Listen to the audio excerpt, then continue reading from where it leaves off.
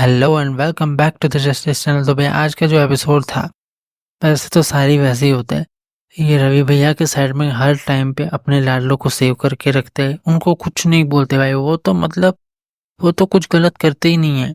और ये जो वन साइडेड चल रहा है ना, बिग बॉस के मेकर्स जो कर रहे हैं, उसकी वजह से शो की टीआरपी तो छोड़ दो, शो खड्डे में जाके गिरा हुआ है।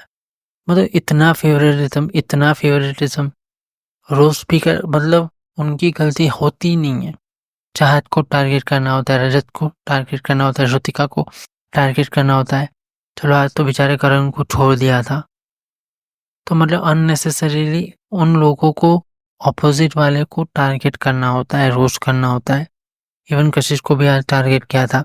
मतलब विवियन और अविनाश मिश्रा और ईशा, ये दोनों तो लोग को तो गलत कर ही नहीं रहे शो में। एलिस को आज थोड़ा बोल दिया था कि बैलेंस है भैया, ऐसे बैलेंस नहीं होता। ठीक है।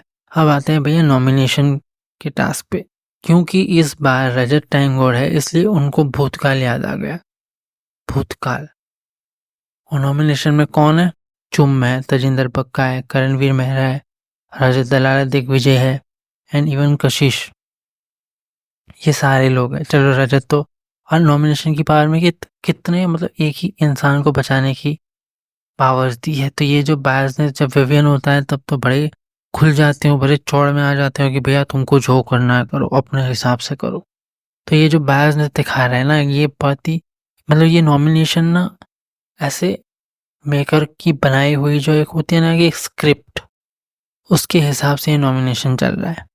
और रही बात करते हैं रजत और कशिश के बारे में, तो रजत का ना पहले से क्लियर है, रजत और सारा का। उसमें अभी तक नो डाउट दिग्विजय को वो भाई बोलता है, ठीक है, लेकिन उसने अपने ग्रुप में सिर्फ 2 ही लोगों को रखा है, रजत एंड सारा को। उसने क्लियरली बोला कि हम 2 ही हैं, ठीक है। इसने लाइव फीड में भी बोला है कि हम 2 ही हैं, 4-5 का कोई ग्रुप नहीं है। तो वो अपनी प्रायोरिटी को लेके क्लियर है। और उसमें ये भी बोला है उसने कि भैया दिग्विजय अगर ग्रुप में आना चाहता है, क्योंकि दिग्विजय इंडिविजुअल खेलना चाहता है, ये तो भाईचारा है बाहर से, इसी वजह से। तो उसने बोला भी अगर दिग्विजय आना चाहता है तो वो अंदर आ सकता है अपने ग्रुप में। तो ये चीज़ उसने क्लियर करी। और कशिश पे वो भरोसा कैसे कर ले? कशिश पे वो कैसे भरोसा कर ले? कशिश भी यही यूज़ कर रही थी कि इस बारी ना मैं शो में तो भैया उसका इनपुट जितना होना चाहिए उतना नहीं है, क्योंकि वो कहीं पे भी फिट नहीं हो रही है। सिर्फ वो शिल्पा और चाहत के साथ ही दिखती है। तो एज इन उसके लिए एक चांस था कि भैया रजत की प्रायोरिटी लिस्ट में आना या उसमें आना। सिंपल सी चीज़, वो भी गेम ही खेल रही है। और बाय नेचर उसको पता है कि दिग्विजय को भी उसने धोखा दिया था, मतलब 5 शो में। और उससे उतनी बात भी नहीं होती थी जिससे वो ट्रस्ट करे उस पे।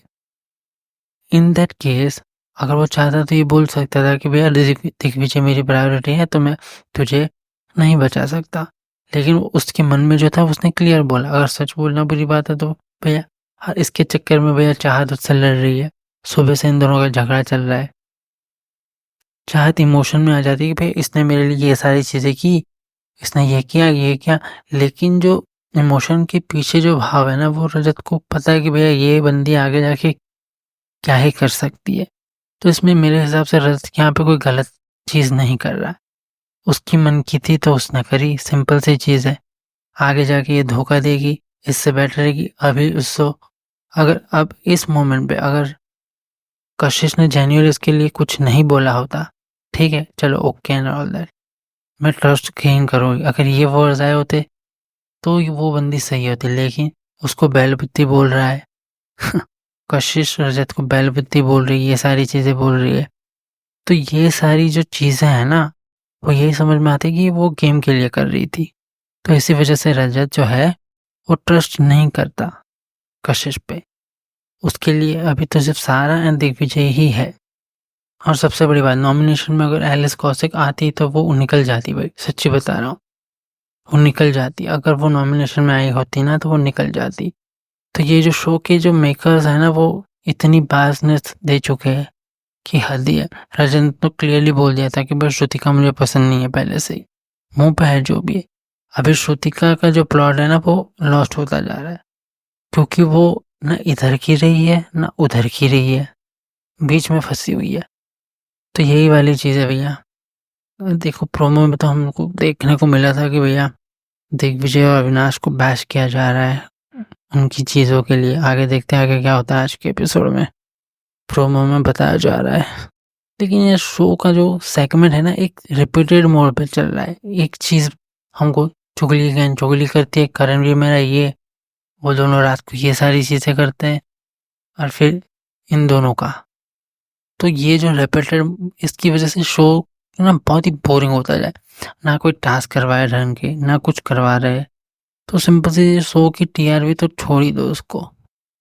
अभी आगे देखते हैं भैया सलमान कैसे बजाता है।